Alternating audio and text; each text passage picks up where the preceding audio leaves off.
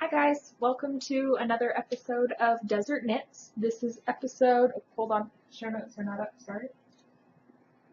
I'm going to try not to refer to my show notes.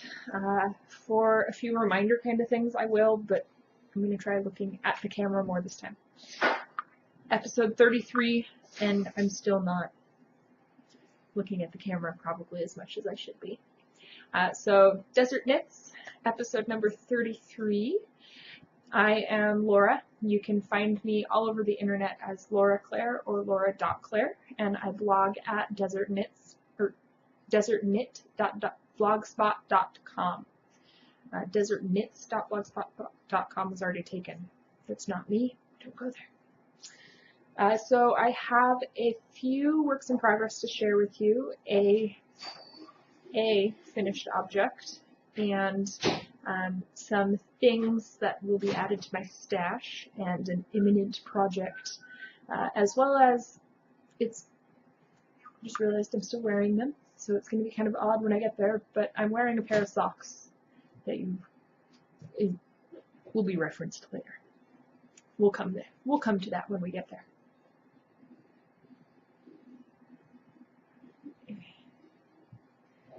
He's dancing in the background. Okay, so first things first, my sock project that I'm working on right now. I'm housing this in my, I don't even know what the yarn or the fabric is anymore, but I made this project bag. There's a little pocket on the inside, so I have a little tape measure in there. So the project that I'm working on is the Glynis sock pattern by Cookie A. This is the Madeline Tosh sock. I don't remember what the blend is. I know it's merino. I think there's probably nylon. Madeline Tosh sock in Olivia. I am using a set of Hiya Sharp interchangeables in the US 1 size. I have decided I need more tips in this size so I can knit more than one pair of socks at a time, because I really like these. So, sock bag.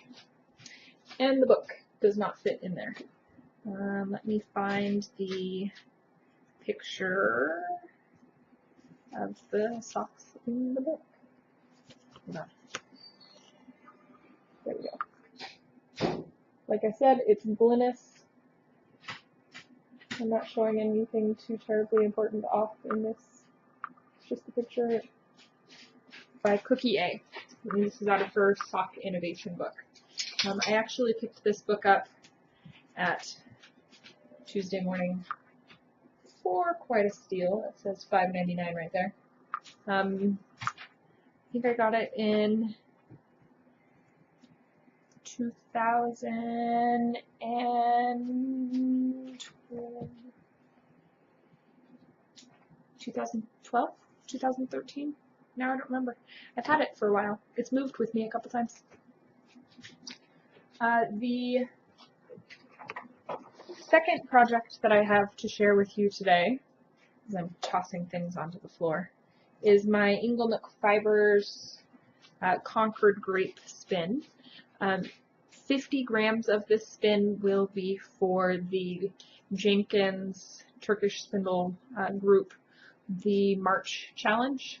We picked from a spinner submitted list of fiber suppliers, dyers, blenders, for the month of March that we have to spin something from them if we want to participate in the challenge this month. I am going with my oldest husky is staring at me and knocking into the camera. Okay. I am going with the Inglenook Fibers Batten Braid number 24 in Concord Grape. It is 60% Corriedale, 20% rose fiber, and 20% mulberry silk. Will it focus? Yes, it will focus. Oh, my dog's walking by again. Okay. So 4.7 ounces. I have no fear that I will be spinning at least 50 grams of this on my Jenkins spindles next month. I will be using my Finch, my Cthulhu, and then my tiny little horn spindle. I have this much done on my Finch. It's a Manzanita burl.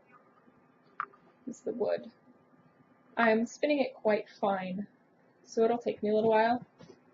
But at 4.7 ounces, I really want to enjoy the spin, and I want to be able to knit a pretty intricate lace pattern with it.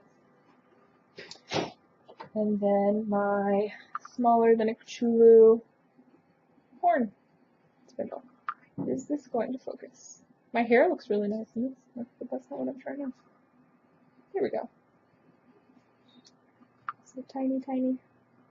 I love this spindle. It doesn't fit very much fiber on it, but I love it. The third spindle that will be joining it, or the third Jenkins that will be joining, is my olive wood Cthulhu. Empty, of course, right now. These spindles will be traveling with me a little bit in my lovely plastic thing with fiber in the bottom. I am also going to be using a few of my bristlecone goddesses to spin this in something that the rest of the fiber and my bristlecones are currently in a lovely gift my friend Cheryl sent to me. This wonderful support spindle that is really red on screen. It is really red, but this is like plasticky red looking. Anyways, my friend Cheryl made this, and I got it in the mail. So fiber stuffed in here, as well as my tiny goddess and my lovely number 15 self-love dreamcatcher heart goddess. This is the fiber snack that was sent padding my spindle, along with, other padding, but still. This is in here. It almost looks like one of, this is going to be horrible. This almost looks like one of those plastic bag stuffer things. You stuff all your plastic bags in it when it's full. But yeah, but I love it. Thank you, Cheryl. The last work in progress that I have to share with you guys today is related to my Shetland spin, but it is not for the sweater. So I have been flicking the locks because the lock structure is really, the locks are quite long, and the lock structure is really intact in my fleece. So I have been flicking the locks, both ends of the locks open, and spinning them consistently from tip to base of the lock, which I think most people do it the other way around, butt to tip, but I've been doing it tip to butt. I don't know that it makes a difference. It makes a really nice, smooth, dense yarn, which is what I want for a 3-ply for a cabled sweater. So it's going to wear really well, and the cables are going to show really well.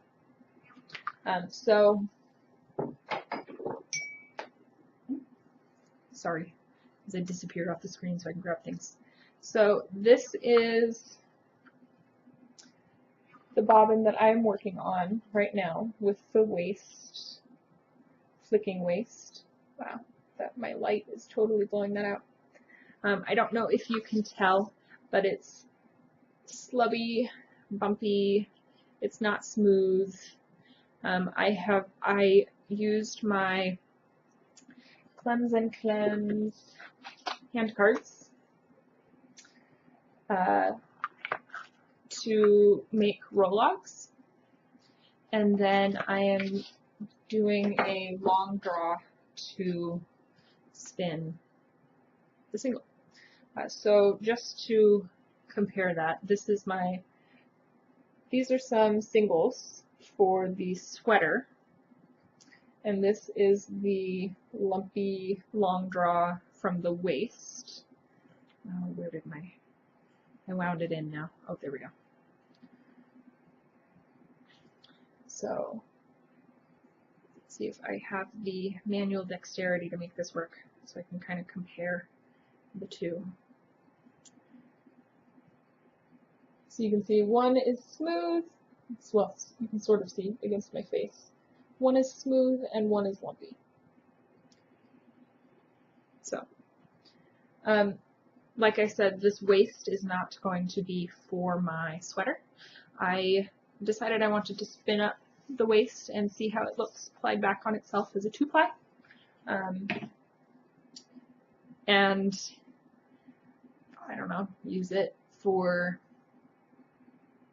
I have no idea. At this point, it's just an experiment to see what happens, to see how lumpy bumpy it is at the end of all. That is the end of my whips. Now, I already showed you my new support spindle padded case with the extra padding of fiber in there with my goddesses. This is new. This is new stash. Now, I also this week, I dropped it on the floor, sorry. I dropped one of them on the floor. Got some yarn. Now, this yarn is something that I got from, it's a prize I won. Three Fates Yarns had a prize thread on their Ravelry page, or Ravelry group, and she asked us to post a picture of our favorite project using her yarn. Dog's adjusting on the couch, sorry. And I won. So she sent these skeins of Tara sock. It is a 4-ply, 75% superwash merino, 25% nylon. 3.5 ounces and approximately 63 yards, excuse me. So it's a pretty lightweight fingering sock yarn. This is where that whole I forgot to take them off socks to show you thing. So the project that I posted, that I shared, was my very first pair of socks with the Three Fates eponymous, which was a 100% merino sock weight. I don't know if she intended to be used for socks, but I did. I don't always use a nylon blend for socks. I just don't. So I knit the honey badger pattern, and these are, I don't know if you'll be able to see, they're like covered in dog hair. The bottoms are totally felted. These have gotten a lot of wear. Actually, on one of the, so here's, you can barely even see the stitch definition anymore. That's crazy. So this is a sock pattern that I knit with one of my friends, and they are to this day, one of my favorite pairs of socks, even though it's a really super simple pattern. I like the way that they fit and the way that the yarn feels, and the fact that they're almost slipper-like on the bottom because it's felted. Like, I've worn them enough that they've actually felted. So the color that I used for the socks was wheat. Well, this is a brighter color, but it's pretty close. So I'm actually going to knit myself another pair of honey badger socks in this yarn. This is like, I don't know, this is so cool. I love that I got a pair, or a color of yarn that is almost the same as the honey badger socks, and then I can actually not replace them because I'm still going to wear them, but knit myself another pair and out of something that has a little bit of nylon in it, so hopefully they will last just as long, if not longer. To give you an idea of how long I've been wearing the Honey Badger socks, they are part of my frequent rotation of socks, and I knit them in the beginning of 2012. So I've been wearing them for 5 years. So, and if that doesn't tell you the quality of the Three Fates yarn and the dye, the long-lasting, the life of the dye, I don't know what else will. So, yeah. I do have a finished object to share with you, not just stash. It is not washed yet, so I don't have a final wraps per inch or yardage count, but I spun some Romney. This is from a fleece that I got at Black Sheep Gathering last summer. I got 3 Romney fleeces, and each fleece was different. So this one, the crimp in the lock structure was far looser, but it was way more lustrous, so it has a lot more shine. I mean, it's like a silvery white with little flecks of black that go through it. So overall, the lock structure, I actually have the bag right here. Here's the fleece in a garbage bag. Overall, the lock structure is intact, and I don't know if you can tell. Let me pull out a lock. I don't know if you'll be able to see it or if it'll just blow out, but no, that's not gonna work. I can't. My hands won't work for me. It's like overall white with some black hair, wool going, black strands of wool going through it. So it makes a really nice, it's not a solid white like some of the Cormo or Merino that I've spun. It has a nice, almost heathered kind of look. So I have to refer to my thing, 4.6 ounces, approximately pre-washing, 240 yards. It is not a worsted weight. It's looking like it's a DK sport weight kind of thing right now. But like I said, I haven't washed it yet, so it might surprise me and bloom a lot more than I think it will. But this is something that I spun because I'm actually going to be going to the Fiber Market Day in Prineville, Oregon, March 24th and 25th? 25th and 26th? I don't remember. It's the 4th weekend in March. I will be in Prineville, Oregon for Fiber Market Day. So I'm actually going to be there with a couple friends, and we're going to share a 10-foot by 10-foot booth. Leslie, she's the one who has the Shetland sheep. She's the shepherdess for that Shetland lamb fleece that I'm spinning to knit into a sweater. She will, at that point, we will have, I'm going to go help, have sheared her current lambs, and she's going to bring a few fleeces down with her, I think, as well as a sample board for showing more of the fleeces that she has available. I'm not sure if she's going to bring everything that she has right now or not. She only has a few fleeces left from last year. I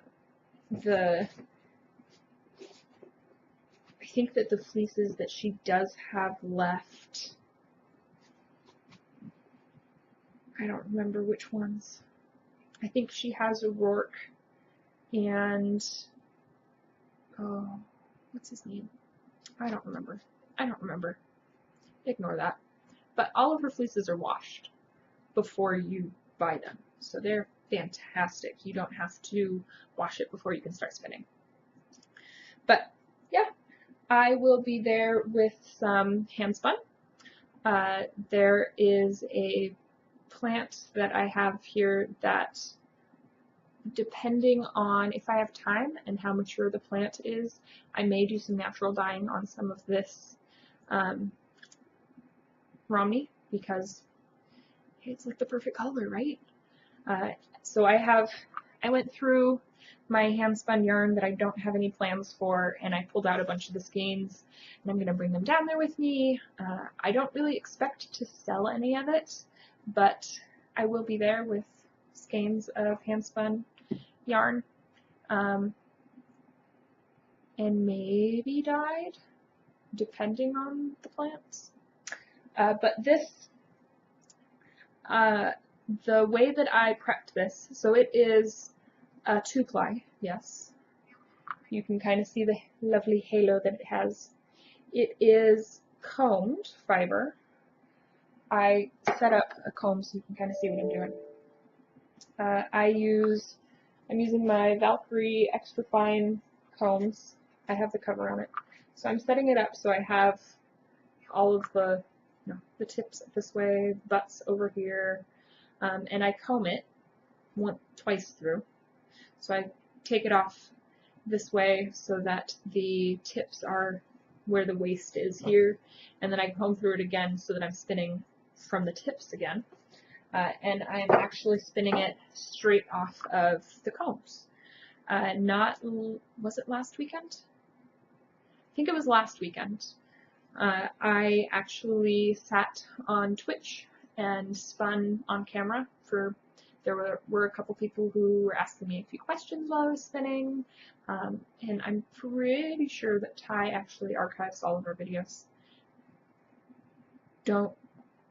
I'm not positive though. So, and it's not like split up in, okay, Laura's spinning now, okay, it's ferrets are out for playtime now, and he's playing games on Twitch and that kind of thing. So, if you're interested, I will try and figure out which video that is and where, like, in the video it is, and I will share that with you. We are also, he's already done it, I think, once, but it is the end of February. Yay, end of February. And we have started thinking about what we're going to do in our garden. So he has set up the camera actually facing out either through the front door or the window. I'm not sure which. I was at work. And showing him starting to do some spring cleanup of the front yard, and getting ready for planting stuff. As soon as we are through this weird cold snap where we're getting down into the 20s overnight, then we are going to plant some seeds for lettuces and radishes and beets and carrots, all of the things that I like that I hate buying from the grocery store.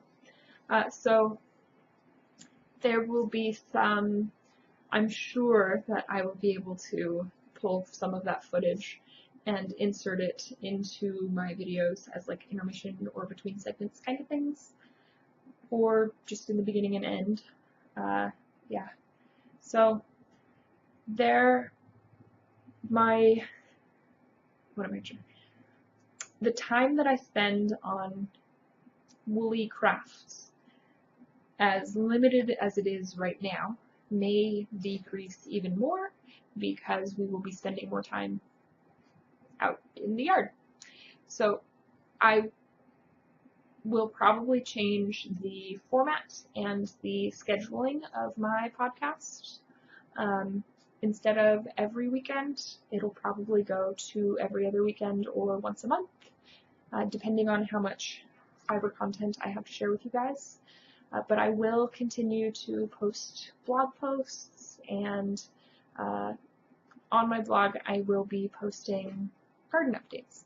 So if you guys have any questions at all for me, again, you can find me all over the internet as loraclare or lora.clare. On Ravelry, it's loraclare with no space, and on Instagram, it is loraclare with the dot in between. or you can leave a comment on the video in the YouTube comments or on the blog. Just, let me know if you have any questions. I will see you guys probably next weekend. I don't think that there's anything in my schedule that means that I won't be recording next weekend. So I will see you then. Happy crafting. Bye.